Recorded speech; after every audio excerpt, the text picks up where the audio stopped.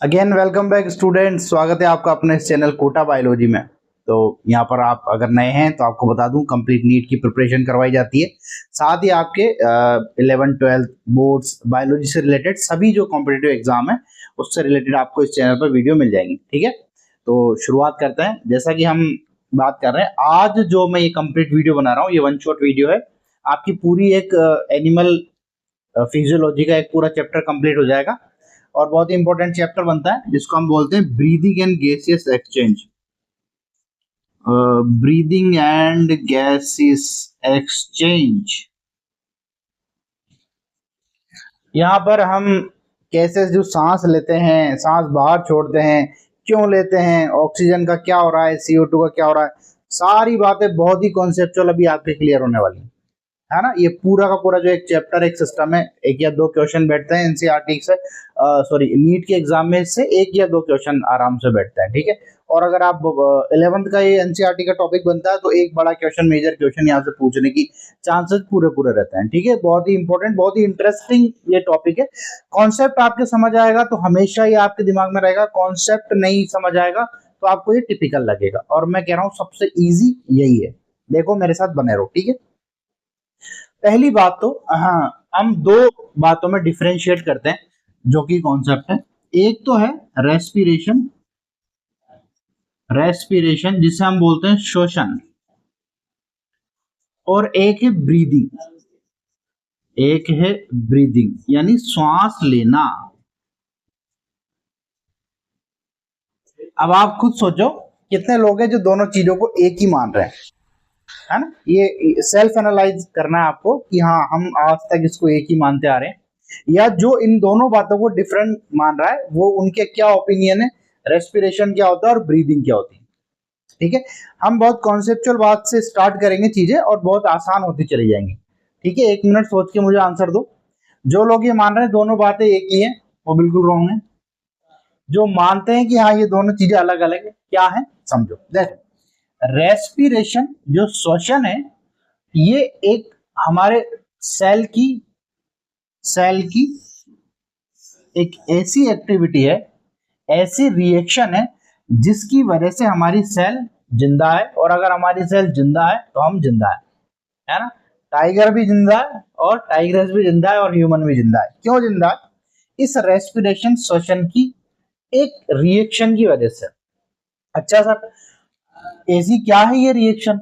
देखो, हम जानते हैं कि हर हमारा पूरा शरीर, जीवों का, सारे जीवों का शरीर कोशिकाओं से मिलकर बना होता है, सेल से बनता है। और यही जो हम देखते हैं कोशिका सिद्धांत है, सेल थ्योरी है कि जीवों के जीव होने के लिए जो सबसे बेसिक कैरेक्टर है वो है सेल का होना।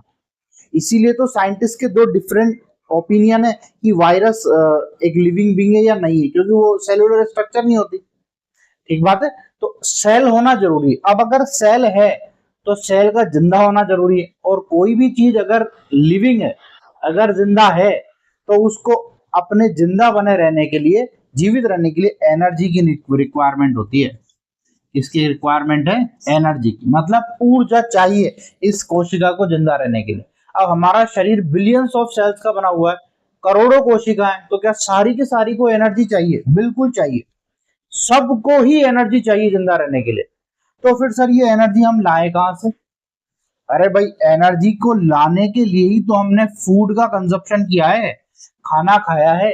आपने जो भी ब्रेकफास्ट डिनर लंच में जो भी कुछ किया है, ये हम खाना ही तो खा रहे हैं, फूड ही तो खा रहे हैं। ये बात तो आपकी सर सही है, हम खाना खाते हैं, हमें एनर्जी मिल जाती है। तो इस फूड में एनर्जी कहां से आई है?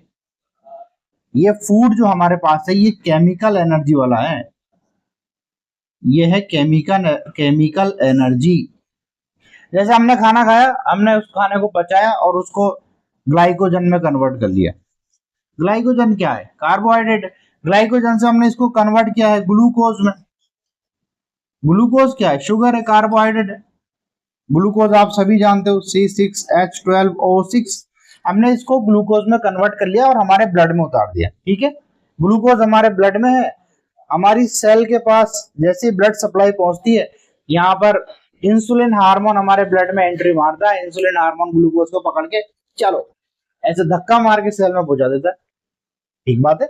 जैसे ही ग्लूकोज हमारी सेल में आ जाएगा, अब चालू होगी रेस्पिरेशन, श्वसन की प्रोसेस। ठीक बात है। तो जिन लोगों को आता है बहुत ही बढ़िया, कॉन्ग्रेचुलेशन। नहीं आता है देखो मैं हूं ना, H12O6। ये साहब, ये ब्लड सप्लाई जा रही थी, यहां से हमने ग्लूकोज को कोशिका के पास, सेल के पास पहुंचा लिया है ना। एक किसकी वजह से? इंसुलिन हार्मोन की वजह से। अब अगर मान लो, देखो यहां से कितनी सारी चीजें हम क्लियर करेंगे। अगर मान लो इस ब्लड में इंसुलिन हार्मोन की कमी हो जाए, तो क्या यहाँ पर ग्लूकोज ब्लड में पड़ा रहेगा? एग्जैक्टली और इसी कंडीशन को तो हम बोलते हैं शुगर या डायबिटीज। अगर इस ब्लड में ग्लूकोज ज्यादा है तो शुगर बढ़ी हुई आएगी, इसलिए जो ब्लड टेस्ट कराते हैं उसमें शुगर बढ़ी जाती है ना। अगर यहाँ इंसुलिन कम आ रहा है तो यहाँ से ग्लूकोज को ये सेल में कम फेंक पा रहा है, इंसुलिन प्रॉपर आ रहा है तो ये काम प्रॉपर चल रहा है, तो ब्लड की एक मेंटेन शुगर हमेशा आती है। अब देखो कॉन्सेप्ट देखो, जैसे ही ये ग्लूकोज सेल तक पहुंच गया, इससे एनर्जी लेने के लिए यहां पर एक रिएक्शन होगी। इस ग्लूकोज को यहां पर ऑक्सीजन के साथ हम क्या कराएंगे? बर्न कराएंगे, दहन कराएंगे, और यही प्रोसेस कहलाती है रेस्पिरेशन। जब ये दोनों मिलेंगे तो यहां पर एनर्जी की फॉर्मेशन होगी। क्या होगा? एनर्जी बनेगा। साथ में बाई प्रोडक्ट के रूप में यहां पर कार्बन डाइऑक्साइड भी बनेगा, साथ में यहां पर जल भी बनेगा। यानी अगर मैं इस कंप्लीट रिएक्शन को यहां लिखूं तो ये क्या है? C6H12O6 प्लस O2, ये बना रहे हैं अपने को एनर्जी दे रहे हैं, प्लस CO2 बाई प्रोडक्ट बना रहे हैं, प्लस H2O बाई प्रोडक्ट बना रहे हैं। H2O को हम काम में ले लेंगे, हमारी मेटाबॉलिक एक्टिविटी में जल आवश्यक है। हमारा 70% बॉडी किसकी बनी हुई है? वाटर की, है ना। CO2 यहाँ पर एक समस्या है, ये ऐसी गैस है जिसको हमारे शरीर से बाहर निकालना जरूरी है, बहुत ज्यादा जरूरी है।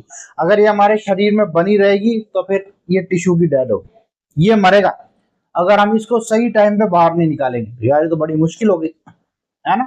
बाई प्रोडक्ट में एक ऐसी चीज बन रही है जिसको शरीर से बाहर निकालना जरूरी है, और साथ में एनर्जी जो हमें रिक्वायरमेंट है जिसकी, है ना, हम इस एनर्जी का यूज कर लेंगे जहां भी हमें काम में आएगी। अब यहां से आपको दो बातें सीखने को मिल रही है। नंबर 1, सेल को ऑक्सीजन की नीड है, चाहिए, और सेल को CO2 बाहर निकालना है, एक्सक्रीट आउट करना है, बाहर निकालना है, ये बहुत बढ़िया है। O2 चाहिए और CO2 बाहर निकालना है, तो बॉडी ऐसा क्या फंक्शन करे कि O2 आ जाए और CO2 बाहर निकल जाए, O2 आ जाए CO2 बाहर निकल जाए। इसके लिए होती है ब्रीदिंग। मेरी बात समझ रहे हैं? बड़ी कॉन्सेप्चुअल बात है। रेस्पिरेशन के लिए ब्रीदिंग की नीड आवश्यक है। क्यों? क्योंकि रेस्पिरेशन वो प्रोसेस है जिसमें हमें क्या चाहिए? ऑक्सीजन चाहिए। क्यों? क्योंकि हमें एनर्जी फॉर्म करनी है। जब भी अभिक्रिया होगी तो CO2 बाई प्रोडक्ट के रूप में बनेगी, और जब बाई प्रोडक्ट बन रही है, उत्पाद बन रही है पर अच्छी बात नहीं है, तो इसको बाहर निकालना। तो कोई ना कोई एक ऐसी मैकेनिज्म करो सर कि ऑक्सीजन तो हम ले लें और CO2 बाहर निकाल दें। तो इसके लिए हमारे शरीर ने एक बहुत ही फाइन मैनेजमेंट किया हुआ है, जबरदस्त काम किया हुआ है, और यही तो हमें पढ़ना है। ठीक बात है। तो हमारी बॉडी ने ऐसा क्या किया हुआ है जिसकी वजह से ये सारा काम चल रहा है? कॉन्सेप्ट समझ में आ रहा है? यहीं पर ब्रेक मारो और शॉर्ट नोट्स में फटाफट इस बात को लिखो, मैं रफ करके आपको नेक्स्ट कॉन्सेप्ट पे लेके चलता हूं। अच्छा, यहां से एक बात और करते हैं हम। देखो, अगर ये जो सेल है इसको ऑक्सीजन, इसका कंजप्शन चल रहा है, काम में आ रही है, लगातार काम में आती जा रही है, और यहाँ पर लगातार CO2 बनती जा रही है इस सेल में। अभी अपन यहाँ से ऑक्सीजन ले रहे हैं तो वो काम में आती जा रही है, यहाँ पर CO2 बनती जा रही है। तो एट दिस टाइम इस सेल में, इस कंप्लीट टिश्यू में क्या ज्यादा होगा? ऑक्सीजन ज्यादा होगी या CO2 ज्यादा होगी? क्वेश्चन बनता है। इस टाइम पर अगर हम पार्शियल प्रेशर देखें, ये बात आपको याद रखनी है, अभी आगे काम आई। अगर हम पार्शियल प्रेशर देखें तो ऑक्सीजन का जो पार्शियल प्रेशर है, ये PO2 में कहूं तो ये होता है 40 mm of Hg, 40 mm of Hg। अब ये mm ऑफ Hg क्या है? ये पारे से हमने नापा है। आप सभी बायोलॉजी वाले सर बता देंगे, कुछ तो रखो। और CO2 का जो पार्शियल प्रेशर क्या होता है, ये होता है 45 mm ऑफ Hg। तो एट दिस टाइम एक सेल है, उसमें अभी मैं अगर नापना चाहूं तो ऑक्सीजन कितनी है 40 mm ऑफ Hg और CO2 कितनी है 45 mm ऑफ Hg। अरे वाह, ठीक है। तो इस कॉन्सेप्ट को अभी अपने दिमाग में रखो, कॉन्सेप्ट नंबर 1। क्या सीखा इससे हमने? हमें रेस्पिरेशन की आवश्यकता है। क्यों? क्योंकि अगर नहीं करेंगे तो सेल की डेथ हो जाएगी। सर ऐसा क्यों? क्योंकि जब तक ये प्रोसेस नहीं होगी तब तक एनर्जी नहीं मिलेगी। तो सर फिर इस रिएक्शन के लिए चाहिए क्या? ऑक्सीजन चाहिए भाई, यानी ऑक्सीजन चाहिए सेल को। एग्जैक्टली। अच्छा, ये रिएक्शन होगी तो हमें एनर्जी मिल जाएगी डेफिनेटली, लेकिन उसके साथ एक चीज और बनेगी, CO2 कार्बन डाइऑक्साइड। तो सर इसको बाहर निकालना है। एग्जैक्टली, इसको बाहर भी निकालना है। तो चलो अब एक नया कॉन्सेप्ट सीखते हैं। ये आपका कॉन्सेप्ट नंबर 1 एक हो गया, इसको यहीं रख लो अपने पास।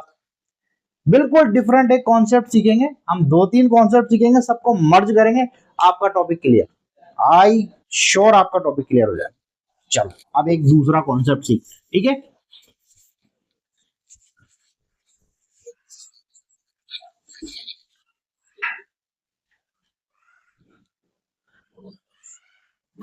अब दूसरा कॉन्सेप्ट पे आओ।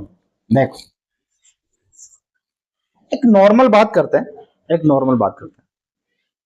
हम क्या बात कर रहे हैं कि जब भी, एक सेकंड एक सेकंड, नॉइज नॉइज आ रहा है, मैं इसको कम करता हूं। मसला नहीं, चिल्ला मत बेटा, है ना।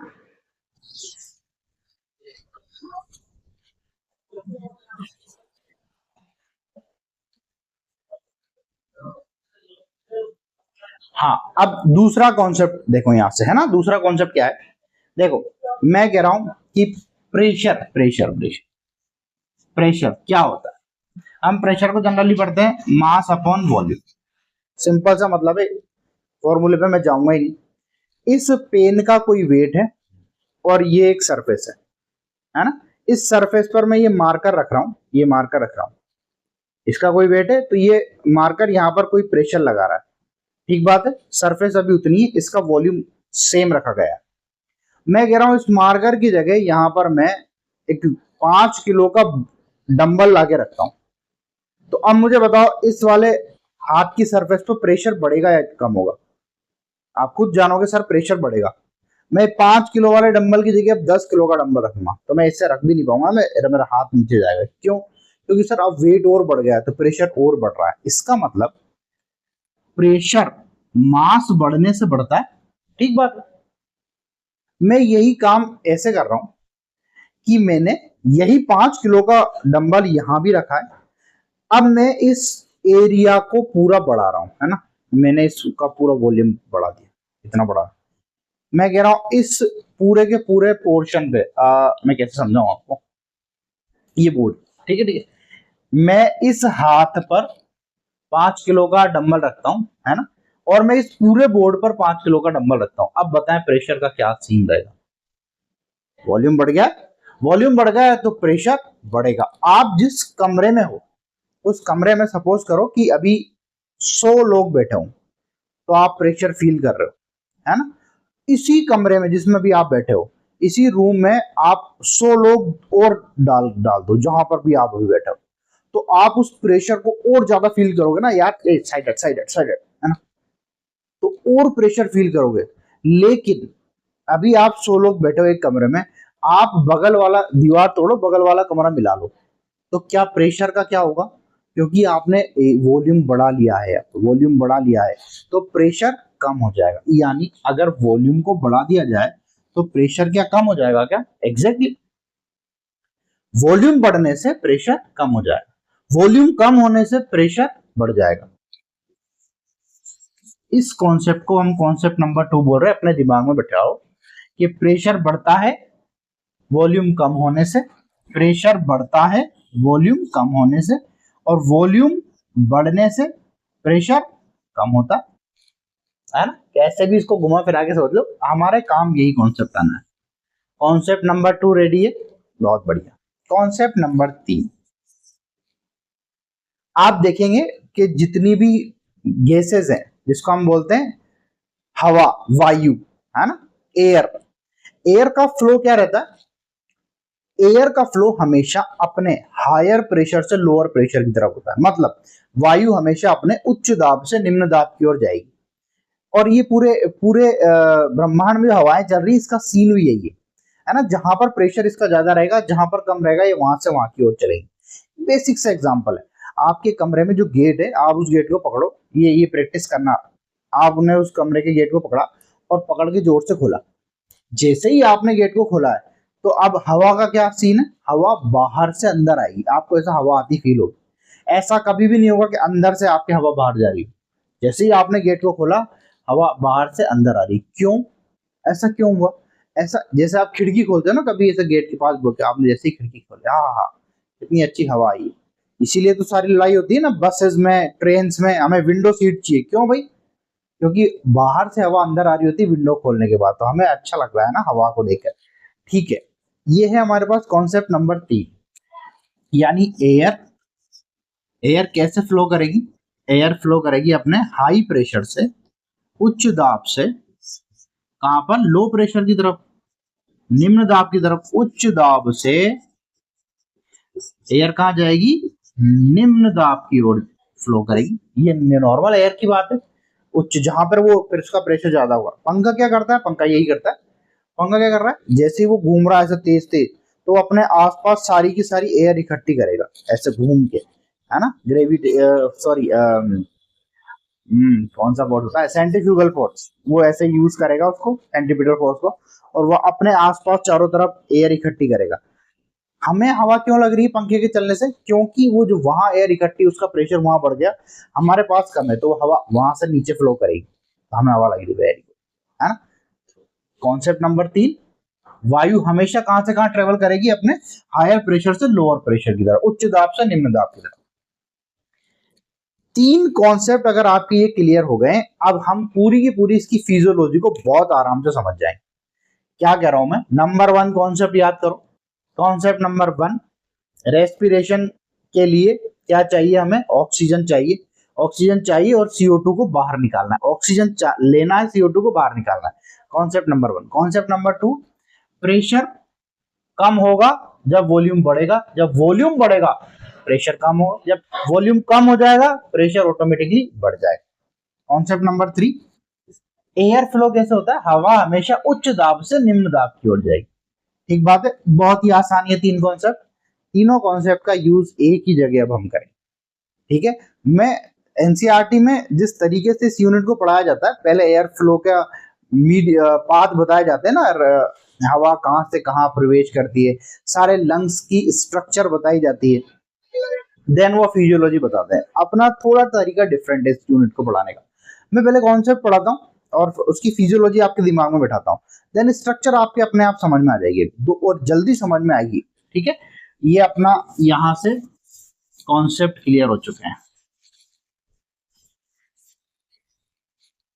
मैं इन तीनों कॉन्सेप्ट्स को साइड में यहां पर लिख लेता हूं, अपने काम आएंगे। अपन को O2 की नीड है, अपन को CO2 को बाहर निकालना है, मतलब आउट करना है।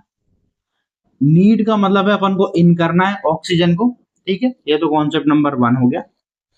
2, प्रेशर बढ़ेगा जब वॉल्यूम कम होगा। इसके उल्टा, जब वॉल्यूम बढ़ेगा तो प्रेशर कम होगा। ठीक बात है। एयर फ्लो, एयर हमेशा हायर प्रेशर से लोअर प्रेशर की तरफ ट्रेवल करेगी। ठीक है, ये हमारे पास इस यूनिट का सारा निचोड़, सारा तोड़ आ चुका। ठीक है, मैं एक सेकंड देख लेता हूं वीडियो चल रहा है क्या।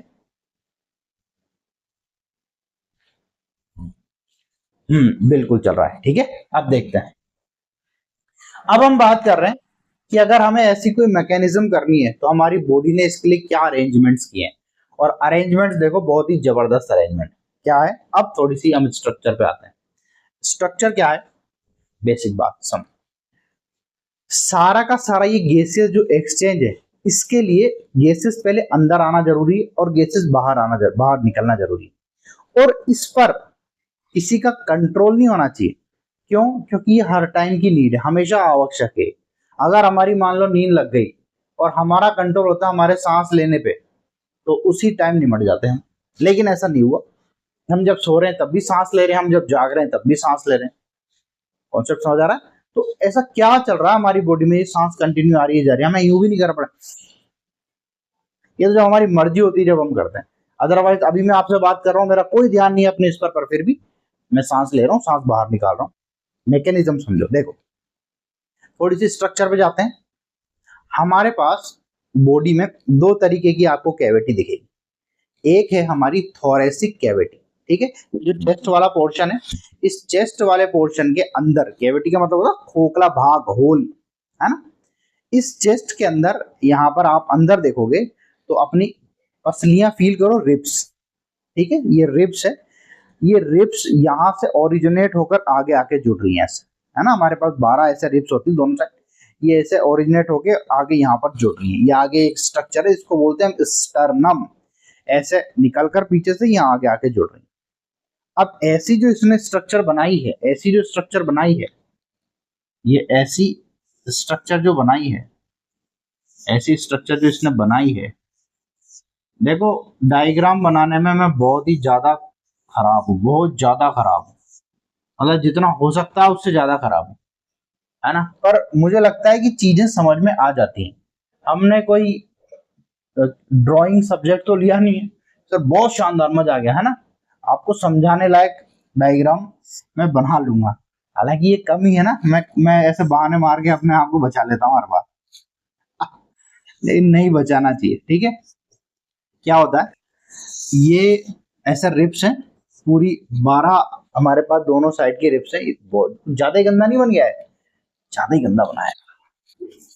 अब तो मुझे क्लासेस लगानी पड़ेंगी इसके लिए, है ना। मुझे ड्राइंग वाले सर से मिलना पड़ेगा, सर मेरी मदद करो।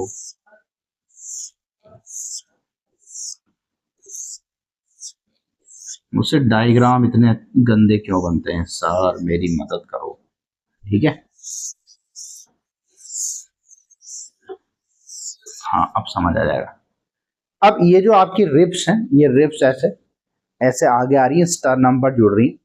इसने अंदर एक खोखली, एक होल वाली स्ट्रक्चर बनाई है ना, जिसको हम कैविटी बोल रहे हैं, सिंपल गुहा। ये तो हो गई हमारी थोरेसिक कैविटी। इसी थोरेसिक कैविटी में इन रिब्स के बीच में हमारा हार्ट रखा होता है, यहाँ पर ऐसे सेंटर में ऐसे लेफ्ट साइड की तरफ ऐसे ओरिएंटेड हुआ। तो ये हमारा हार्ट भी यहाँ रखा हुआ है क्योंकि इसको इससे हमें प्रोटेक्शन मिल रही है। इसके नीचे आती है हमारी एब्डोमिनल कैविटी, है ना, हमारा जिसमें स्टमक रखा हुआ है, पेट रखा हुआ है। पेट हम पूरी पोर्शन को बोल रहे हैं स्टमक, जहाँ पर खाना पचता है, जिसमें खाना जाता है, उसके चारों तरफ भी खाली स्पेस है, उसको कैविटी बोल रहे हैं।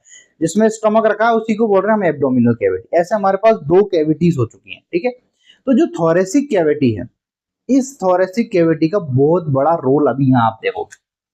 मैं बोल रहा हूँ ये रिब्स हैं और नीचे वाला ये जो पोर्शन है इसको हम बोल रहे हैं डायफ्राम, इसको बोल रहे हैं डायफ्राम। ये रिब्स है, इन रिब्स के बीच में कुछ मसल्स लगी होती हैं, ये मसल्स लगी हुई हैं। जो लोग नॉन वेजिटेरियन है बहुत आराम से इन चीजों को समझेंगे। क्यों समझेंगे? क्योंकि अगर वो नॉन वेज खाते होंगे तो ये जो चाप वाला जो पीस है वो इन्हीं मसल्स को खाया जाता है, जो काफी फेमस है पूरी दुनिया में, है ना। सबसे ज्यादा जिसको पसंद किया जाता है वो यही मसल्स हैं। इन मसल्स का नाम है external intercostal muscle, external intercostal muscles. हमने क्या पढ़ा है, हम कह रहे हैं ये है स्टर्नम, स्टर्नम। हमने क्या किया है, हम कह रहे हैं कि ऐसे थोरेसिक कैविटी बनी हुई है, रिब्स निकली हुई है, स्टर्नम पे जोड़ी, नीचे वाला पोर्शन है डायफ्राम, ठीक है। ये डायफ्राम यहाँ पर है और इनके बीच में, रिब्स के बीच में मसल्स लगी हुई। कौन सी मसल्स हैं? External intercostal muscle. एक इंटरनल इंटरकोस्टल मसल्स भी होती है, पर उनका भी यहाँ काम नहीं है, इसलिए मैं भी नहीं बता रहा हूँ। वो फोर्सफुल एक्सपीरेशन इंस्पिरेशन में काम आएगी, अभी अभी छोड़ो उसको, है ना। तो ये एक्सटर्नल इंटरकोस्टल मसल लगी हुई है, ठीक है। अब क्या हो रहा है देखो, एक इस टाइम पे हम फिजियोलॉजी पे आ रहे हैं और बहुत जबरदस्त फिजियोलॉजी, अभी आपको मजा आ जाएगा इस बात को पढ़ने में। देखो जब भी इन एक्सटर्नल इंटरकॉस्टल मसल्स में ऐसे खिंचाव होगा, इन एक्सटर्नल इंटरकॉस्टल मसल में ऐसे खिंचाव होगा इसे नीचे की ओर। ठीक है, ये हमारे बॉडी की थोरेसिक कैविटी है, नीचे एब्डोमिनल कैविटी। ये ऊपर जो पूरा एरिया है इसको आप मानो थोरेसिक कैविटी। ये जो पूरा एरिया है इसको हम कहेंगे थोरेसिक कैविटी। ये अंदर तक थोरेसिक कैविटी, जो भी खोखला पार्ट है पूरा खोखला पार्ट अंदर थोरेसिक कैविटी है। ये मेरे अंदर जो पूरा खोखला पार्ट है पीछे तक ये थोरेसिक कैविटी अंदर। ठीक है, इसको थोरेसिक कैविटी कह रहे हैं। अब क्या कह रहे हैं कि जैसे ही एक्सटर्नल इंटरकॉस्टल मसल ने ऐसे खिंचाव चालू किया है, कॉन्ट्रैक्शन चालू किया है, कॉन्ट्रैक्शन करते ही ये जो स्ट्रक्चर है जिस पर ये सारी चीजें लगी हुई हैं इसको बोल रहे हैं डायफ्राम। ये डायफ्राम ऐसे नीचे आ रहा है, डायफ्राम क्या हो रहा है, नीचे आ रहा है। ये ऐसी स्ट्रक्चर है, जैसे ही मसल्स ने खिंचाव किया तो ये डायफ्राम नीचे आ रहा है। मैं ऊपर से उठ के आपको बताता हूँ, ये डायफ्राम हमारे यहाँ लगा हुआ, ये नीचे आ रहा है। जैसे ही ये डायफ्राम नीचे आया, ये पसलियां थोड़ी सी आगे उठी हैं, समझ रहे हो, डायफ्राम आया नीचे, पसलियां आई आगे, नीचे आगे। मैंने ये डस्टर है, इसका एक नॉर्मल इसका वॉल्यूम है। मैं बोल रहा हूं ये इतना, ये ऊपर ये डायफ्राम है, ये समझो आप रिब्स, बीच में जो है थोरेसिक कैविटी। ये डायफ्राम आ रहा है नीचे, डायफ्राम आ रहा है नीचे, और यहां लगी हुई है आगे रिब्स, ये रिब्स आ रही है आगे। डायफ्राम नीचे आया, रिब्स आगे गई, तो बताओ इस अंदर जो थोरेसिक कैविटी है इसका वॉल्यूम क्या होगा। डायफ्राम नीचे, रिब्स आगे, डायफ्राम नीचे, रिब्स आगे। अंदर जो कैविटी है इस कैविटी का आयतन वॉल्यूम बढ़ेगा कम होगा। ऑब्वियसली बात है बढ़ेगा सर, ये तो स्पेस ही बढ़ गया है, आगे पसलियां आ गई हैं, डायफ्राम नीचे आ गया है। यानी अंदर थोरेसिक कैविटी का, अंदर थोरेसिक कैविटी का जो वॉल्यूम है, ये क्या बढ़ गया है क्या, बिल्कुल बढ़ गया है। थोरेसिक कैविटी का वॉल्यूम बढ़ गया है। किस वजह से, जब भी डायफ्राम नीचे आएगा पसलियां बाहर निकलेंगी, ऐसे उठेंगी थोड़ी सी, अंदर थोरेसिक कैविटी का वॉल्यूम बढ़ जाएगा। अच्छा, मैं अगर कह दूं कि ये जो एक्सटर्नल इंटरकॉस्टल मसल्स हैं इनमें ये जो कॉन्ट्रैक्शन हुआ है ये अब रिलैक्सेशन में कन्वर्ट हो जाए, जो पहले खिंच रही थी अब वापस नॉर्मल हो गई, तो क्या होगा, तो सर ये सिचुएशन भी वापस नॉर्मल हो जाएगी। पहले जो खिंची हुई थी, जो वॉल्यूम बढ़ा था, अब ये वॉल्यूम वापस नॉर्मल हो जाएगा। इसके खिंचने से क्या हुआ है, नीचे से वॉल्यूम बढ़ा है, अब ये वॉल्यूम वापस नॉर्मल हो गया है। क्या ये कॉन्सेप्ट आपके दिमाग में बैठा? अगर ये कॉन्सेप्ट आपके दिमाग में बैठ गया तो अभी हम देखो फिजियोलॉजी को कैसे कंप्लीट करते हैं। ठीक बात है। अब देखो, जब भी ये एनवायरमेंट में हमारे एनवायरमेंट में सारी गैसेस हैं, और इन गैसेस में ऑक्सीजन है, कार्बन डाइऑक्साइड, पूरे एनवायरमेंट का एक एटमॉस्फेयर में गैसेस का एक प्रेशर है। ठीक है, इस गैसेस के जो ये प्रेशर है इसके बराबर प्रेशर के बराबर सा हमारे अंदर थोरेसिक कैविटी में प्रेशर रहता है। ठीक है, ये दोनों एक दूसरे से मिला जुला काम कर रहे हैं, इसीलिए हम स्पेस में नहीं जा सकते। जो स्पेस में जाते हैं वो स्पेस सूट पहन के जाते हैं, अंदर प्रेशर मेंटेन करते हैं, वरना फट जाएंगे बाहर, है ना, क्योंकि वहां एटमॉस्फेयरिक प्रेशर का क्या है, सीन ही उल्टा है। अब देखो, जैसे ही बाहर जो एटमॉस्फेयरिक प्रेशर है, अंदर और बाहर अभी दोनों सिमिलर चल रहे हैं, क्या हुआ है एट दिस टाइम, ये जो एक्सटर्नल इंटरकॉस्टल मसल है, इस एक्सटर्नल इंटरकॉस्टल मसल ने क्या किया है, खिंचाव, इन्होंने क्या किया है, इनको हमने क्या किया, खिंचाव किया है इन्होंने। जैसे ही इन्होंने कॉन्ट्रैक्शन किया है, खिंचाव किया है, कॉन्ट्रैक्शन किया है, डायाफ्राम आया है नीचे, जैसे ही डायाफ्राम नीचे आया, हल्की सी क्या है, रिब्स आई है ऊपर, और इस कंडीशन से क्या थोरेसिक कैविटी का आयतन वॉल्यूम बढ़ा है क्या, एग्जैक्टली थोरेसिक कैविटी का क्या हुआ है, आयतन और वॉल्यूम बढ़ गया है। जैसे ही थोरेसिक कैविटी का वॉल्यूम बढ़ा है, तो मुझे बताओ थोरेसिक कैविटी के अंदर प्रेशर का क्या हुआ है, जैसे ही वॉल्यूम बढ़ा है, जैसे ही आयतन बढ़ा है, तो अंदर प्रेशर, अंदर दाब कम हो जाएगा। अरे हाँ सर, आपने अभी कॉन्सेप्ट नंबर 2 पढ़ाया तो था, जैसे ही थोरेसिक कैविटी का प्रेशर बढ़ेगा जैसे ही थोरेसिक कैविटी का वॉल्यूम बढ़ेगा वैसे ही अंदर प्रेशर कम हो जाएगा। ठीक बात है सर। तो क्या यहाँ पर एक कॉन्सेप्ट और पढ़ाया था क्या? एग्जैक्टली कॉन्सेप्ट नंबर 3 देखो, जैसे ही प्रेशर कम हुआ अंदर तो एयर क्या करती है, एयर हमेशा अपने हायर प्रेशर से लो प्रेशर की तरफ जाएगी। मतलब बाहर एयर ज्यादा है, ये तो हमने एग्जांपल लेके बताया था, गेट खोलना खिड़की खोलना, बाहर प्रेशर ज्यादा है एयर का, तो अब एयर को कहाँ आना चाहिए, अंदर। तो जैसे ही ये सब 1 सेकंड से कम में टाइम में हो रहा है, जैसे ही नीचे गया डायफ्राम, थोड़ी कैविटी का वॉल्यूम बढ़ा, प्रेशर अंदर कम हुआ, तो गैसेस बाहर से कहाँ जाएंगी, अंदर की तरफ, क्योंकि उनका वॉल्यूम कहाँ ज्यादा है, बाहर ज्यादा है, उनका प्रेशर कहाँ ज्यादा है, बाहर ज्यादा है, एटमॉस्फेयर में ज्यादा है, वातावरण में ज्यादा है, तो वहां बाहर से वो अंदर जाएंगी, अंदर आ गई है हमारे। इसी टाइम पर जब वो अंदर आई हैं, सारा का सारा गैसेस का एक्सचेंज हो जाएगा, सारा क्या होगा, गैसेस का एक्सचेंज हो जाएगा। जैसे ही गैसेस का एक्सचेंज हो गया, मतलब हमने ये जो बाहर से अंदर वायु गई थी, इससे ऑक्सीजन तो ले ली और इसमें CO2 डाल दी, ऑक्सीजन ले लिए, CO2 डाल दिया है। कहाँ डाला है, ये सारा काम लंग्स का है, जो मैं अभी आपको आगे पढ़ाऊंगा कि लंग्स ने ये काम किया कैसे।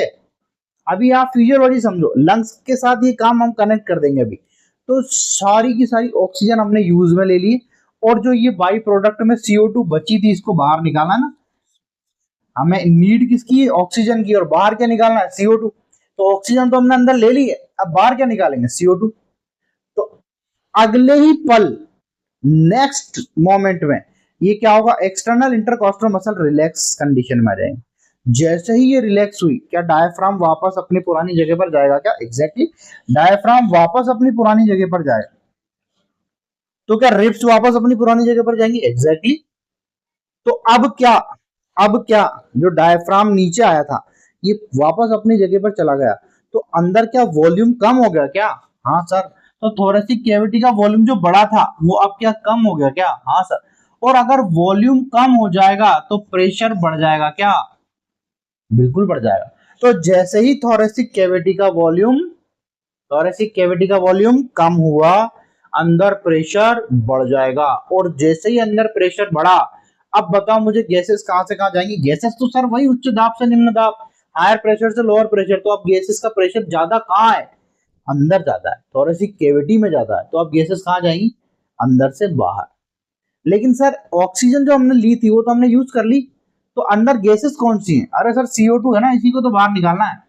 पूरे वाह यार, इसका क्या मतलब है, मतलब आपने सिंपल एक साइंस लगा के ऑक्सीजन जो अंदर गैसेस गई थी उसमें से ऑक्सीजन को यूज कर लिया, एक हाँ। और जो आपने CO2 बनाई थी, वो जैसे यहाँ प्रेशर बढ़ा, थोड़ा सी कैविटी का वॉल्यूम कम हुआ, प्रेशर बढ़ा, तो जो अब जो बाहर निकलेगी वो क्या, CO2 है, एग्जैक्टली। ऐसे हमने ऑक्सीजन ले ली और CO2 बाहर निकाल दी, और यही काम, इस ऑक्सीजन को लेना, CO2 को बाहर निकालना, यही काम क्या कहलाता है, ब्रीदिंग कहलाता है। क्या कहलाता है, ब्रीदिंग कहलाता है। तो क्या आपके कॉन्सेप्ट क्लियर हो गया, आपको फिजियोलॉजी समझ में आ गई, बहुत बढ़िया। इस पूरे चीज को मैं 1 मिनट में फिर कंपाइल करता हूं। 1 सेकंड में क्या हो रहा है, एक्सटर्नल इंटरकॉस्टल मसल ने खिंचाव किया, डायफ्राम नीचे गया, रिब्स ऊपर आए, डायफ्राम नीचे गया, रिब्स ऊपर आए, डायफ्राम नीचे गया, रिब्स ऊपर आए, थोरेसिक कैविटी का वॉल्यूम बढ़ गया। थोरेसिक कैविटी का जैसे ही वॉल्यूम बढ़ा है, तो प्रेशर क्या होगा, कम हो जाएगा। जैसे ही वॉल्यूम बढ़ा, प्रेशर कम हुआ, तो जो गैसेज है एनवायरमेंट की, ये अपने हायर प्रेशर से लोअर प्रेशर की तरफ जाएंगे, उच्च दाब से निम्न दाब की तरफ जाएंगे। तो आ रही उच्च दाब से निम्न दाब की तरफ आ रही, बहुत बढ़िया।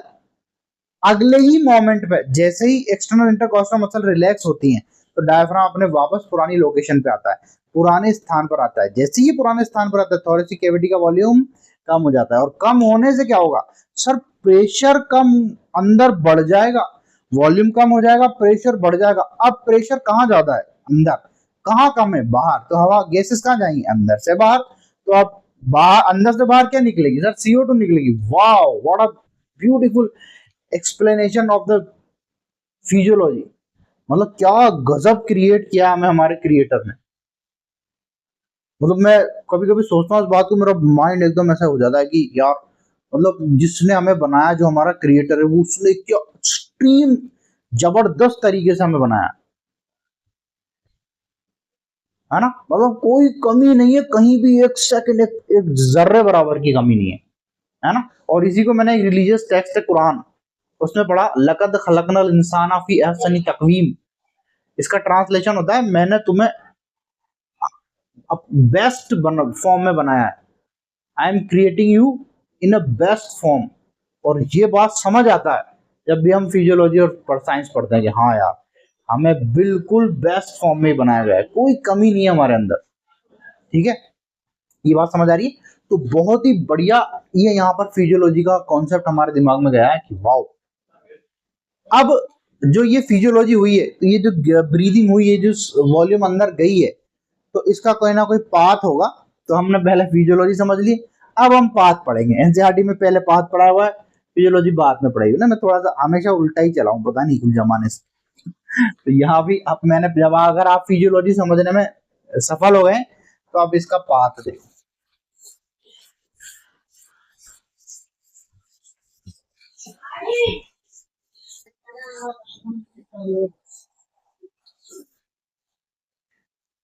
देखो भाई, बाहर से जो गैसेस अंदर जाएंगी, सारा जो गैसियस एक्सचेंज है, ये गैसियस एक्सचेंज होगा लंग्स में।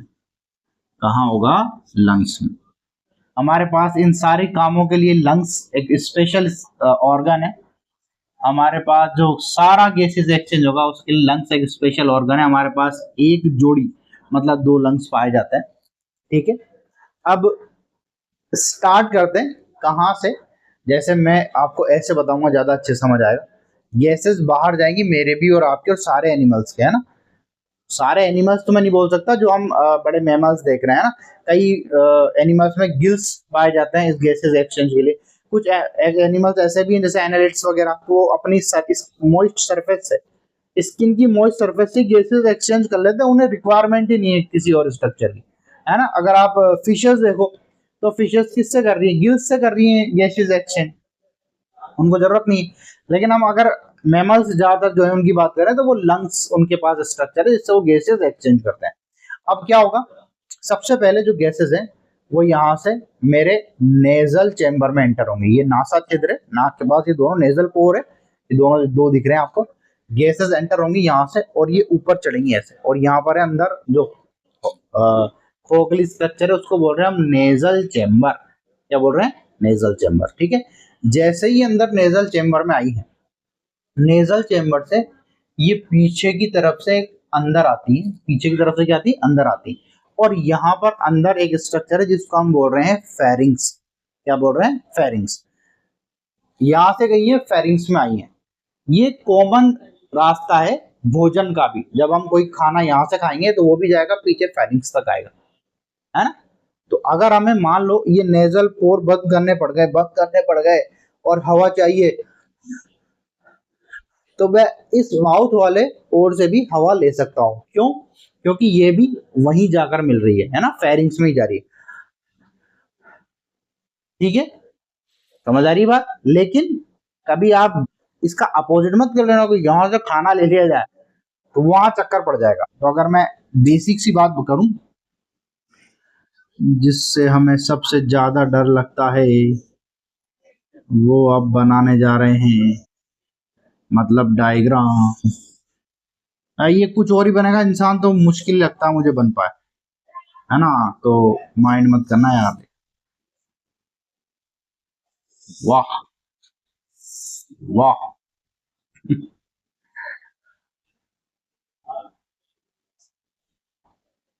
लंग्स बनाने हैं, लंग्स बनाने हैं, जाने क्या बनेगा यहाँ। पूरे अजीब अजीब अजीब।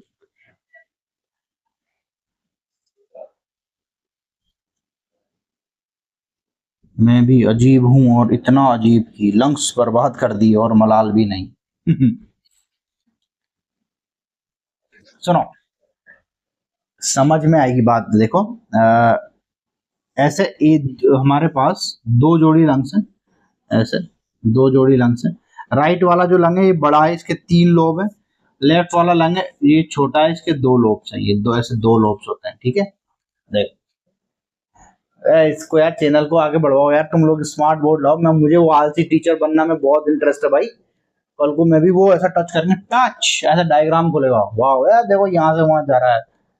और एक्सप्लेनेशन अलग मजा आ रहा है, वो इधर पसीना आ रहा है, वो पसीना क्या, टीचर एयर कंडीशनर रूम में वो मेकअप करके तैयार होके आती है ना, और ऐसा टच करके डायग्राम आ रहा है, मजा आ रहा है अलग, कुछ भी नहीं करना पड़ रहा, नोट्स खुल रहे हैं, पढ़ा रहे हैं, है ना। चलो कोई नहीं। हाँ, ये वाला पोर्शन है अपना नेजल चेम्बर। मैं ऐसे टीचर्स की बुराई नहीं करूँगा, ये वाला स्क्रीनशॉट दिखाएंगे वो कि ये क्या बना दिया। ये है अपने पास नेजल चेम्बर, यहाँ से ये से ये माउथ वाला और ये कॉमन पाथ आता है, ये इसको हम बोल रहे हैं क्या, फेरिंग्स। क्या बोल रहे हैं, फेरिंग्स। यहाँ पर ये स्ट्रक्चर है फेरिंग्स, इस जगह। इसके बाद ये दोनों रास्ते अलग हो जाते हैं। अब ये ऐसा मत कहना सर ये वाला रास्ता भी लंग में ही जा रहा है, यार नहीं जा रहा भाई, स्टोमक में जा रहा है यार।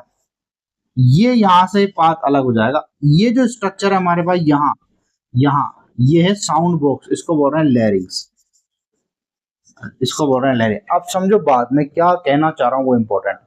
देखो, जैसे ही नेजल पोर से अंदर एयर गई है, ये यहाँ पर कॉमन नेजल चेम्बर के बाद यहाँ पर गई है फेरिंग्स में, फेरिंग्स तक रास्ता सेम है ना। ये ऐसे दो पाइप लगे हुए हैं, ये आगे वाला, ये यहाँ पर ऊपर फेरिंग्स वाला पोर्शन है। अब नीचे एक पाइप जा रहा है, फूड पाइप, ईसोफेगस वाला, जो जा रहा है स्टमक में। ये वाला जा रहा है लंग्स में, है ना। यहाँ पर लंग्स वाले पोर्शन में जो पाइप जा रहा है, इसमें यहाँ पर एक स्ट्रक्चर पाई जाती है जिसको हम बोल रहे हैं लैरिंग्स। ये अपने गले के यहाँ टच करो, इसको पाई जाती है, ये है लैरिंग्स। मैं ये करके क्यों बता रहा हूँ, क्यों, क्योंकि यही लैरिंग्स वो है जिससे साउंड प्रोड्यूस होता है। इसी से हमारा, मैं जो बोल पा रहा हूँ वो साउंड कहाँ से आ रहा है, वो इस लैरिंग से है ना। जैसे हम इसको टच करेंगे, साउंड प्रोडक्शन की स्ट्रक्चर है ये। तो यहाँ से वॉल्यूम इस साउंड प्रोडक्शन वाले लैरिंग से होती हुई और अंदर जाएगी, ठीक है। फूड मिक्सिंग नाउ, इसलिए जो यहाँ पर स्ट्रक्चर है ग्लोटिस, फूड वाला पाइप, इसके ऊपर एक ढक्कन है, तो ये ऐसे इसके ऊपर यूं लग जाता है, इसको बोलते हैं एपिग्लोटिस। ये अपन वहां समझेंगे ना, यहाँ इसका रोल कम है। कम क्या है ही नहीं, जबरदस्ती लेके आ रहा हूँ मैं रोल, ऐसे टेढ़ा बना देता हूँ ये पाइप, ठीक है, समझ आना चाहिए। तो सबसे पहले क्या कर रहा हूँ मैं, नेजल चेम्बर, नेजल चैम्बर, लेकिन उससे पहले लिखना जरूरी है एक्सटर्नल नॉस्ट्रिल। एक्सटर्नल नॉस्ट्रिल मतलब नाक के बाहर के छेद। इससे हवा कहाँ आई है, एयर कहाँ आई है, नेजल चेम्बर में। नेजल चेम्बर से कहाँ आई है, फेरिंग्स में। अरे क्या हो गया, फेरिंग्स में, फेरिंग्स में। और फेरिंग्स से कहाँ गई है, लैरिंग्स में। External nostril, nasal chamber, pharynx, then larynx, फिर गई है ट्रेकिया। ये जो बड़ा पाइप है, ये जो आपको बड़ा पाइप दिख रहा है, ये जो बड़ा पाइप दिख रहा है, इसको बोलते हैं ट्रेकिया। ट्रेकिया, ओ ट्रेकिया की, हाँ सुनो, लैरिंग से कहाँ गई है एयर, इस ट्रेकिया में। ये जो ट्रेकिया है यही जाकर डिवाइड हो रही है दोनों साइडों के आगे लंग्स में। ये ट्रेकिया वाल से एक पाइप आ रहा है मोटा, इस ट्रेकिया से दो पाइप डिवाइड हो रहे हैं जो लंग्स में जाएंगे, ये है ना। इनको हम बोलते हैं क्या, ब्रोंकियोल, सॉरी ब्रोंकस। ये भी ब्रोंकस है, प्राइमरी ब्रोंकस, सेकेंडरी ब्रोंकस, ऐसे ही आगे डिवाइड होंगे। तो ये पाइप जा रहा है ब्रोंकस, ठीक है। इस ब्रोंकस से आगे लंग्स में ऐसे छोटे छोटे छोटे पाइप्स, ऐसे छोटे छोटे छोटे, पूरी सप्लाई चल रही भाई, छोटे छोटे छोटे छोटे छोटे छोटे छोटे छोटे छोटे, इधर भी छोटे छोटे छोटे, अरे बहुत सारे छोटे छोटे छोटे छोटे, अरे बहुत सारे छोटे, ऐसे छोटे छोटे पाइप है, इनको बोल रहे हैं ब्रोंक्यूल्स। ब्रोंक्यूल्स यानी ट्रेकिया से ब्रोंकस और ब्रोंकस से ब्रोंक्यूल्स। ये ब्रोंक्यूल्स बिल्कुल डिवाइड होकर आगे जिस स्ट्रक्चर में पहुंच रही हैं उनको बोलते हैं हम यहाँ पे बहुत सारे ऐसे एपिथेलियल टिश्यू के बने हुए गुब्बारे। गुब्बारे लाया हूँ, गुब्बारे लाया हूँ, ऐसे एपिथेलियल टिश्यू के बने हुए बहुत सारे छोटे छोटे ऐसे कूपिका स्ट्रक्चर होती है जिनको हम बोलते हैं एल्वियोलाई। इनको बोलते हैं एल्वियोलाई। ये ऐसी स्ट्रक्चर है एल्वियोलाई, कंप्लीट ऐसी स्ट्रक्चर है एल्वियोलाई, एपिथेलियल टिश्यू की बनी होती है। और आपको पता है जहां भी हमें एक्सचेंज कराना हो, इतना पतला टिश्यू ही एपिथेलियल टिश्यू, मतलब माइनस फिगर है, जहां भी हमें एक्सचेंज कराना हो, मतलब इधर से कोई चीज उधर पार हो जाए, तो हम हमेशा वहां पर एपिथेलियल टिश्यू की लेयर रखते हैं। तो एल्वियोलाई में भी क्या होगा, एपिथेलियल टिश्यू की लेयर होती है। अब हमें करना क्या है यहाँ पे, गैसेस एक्सचेंज, यानी ब्रोंकियोल से आगे एल्वियोलाई, और एल्वियोलाई, एल्वियोलाई ही वो मेन स्ट्रक्चर है, यही वो मेन स्ट्रक्चर है जहां पर गैसेस का एक्सचेंज होगा। यहां पर हम गैसेस भरेंगे और यहां से ब्लड में गैसेस को एक्सचेंज कराएंगे, ठीक बात है। तो ये है वो मेन स्ट्रक्चर जहां पर गैसेस का एक्सचेंज होगा। और जो गैसेस एक्सचेंज वाला पोर्शन है ना, गैसेस एक्सचेंज कैसे होंगी, लंग वॉल्यूम्स क्या है, ये मैं आपको नेक्स्ट वीडियो में बताऊंगा, ठीक है ना। मुझे लगता है ये सफिशिएंट है आपको फिजियोलॉजी समझाने के लिए। इसका नेक्स्ट वीडियो देखो और ये पूरा चैप्टर कवर करो, ठीक है। मैं इसको एडिट करके जोड़ना नहीं चाह रहा क्योंकि ये लाइव क्लास नहीं चल रही है, तो बहुत बड़ा वीडियो हो जाएगा ये, है ना। तो इसके ही लिंक में मैं दूसरा वीडियो डाल दूंगा, ये पहले आप कवर करो, ठीक है, तो फिर आपको दूसरा वीडियो वहीं मिल जाएगा। तो हम गैसेस एक्सचेंज भी पढ़ लेंगे, दोनों कंबाइन हो गए, पूरा का पूरा एक चैप्टर खत्म हो गया, है ना। फिजियोलॉजी समझ में आ गई। अब नेक्स्ट मैं जाऊंगा किस पे, एल्वियोलाई पे। एल्वियोलाई में हम गैसेस एक्सचेंज देखेंगे, ठीक बात है, ठीक है।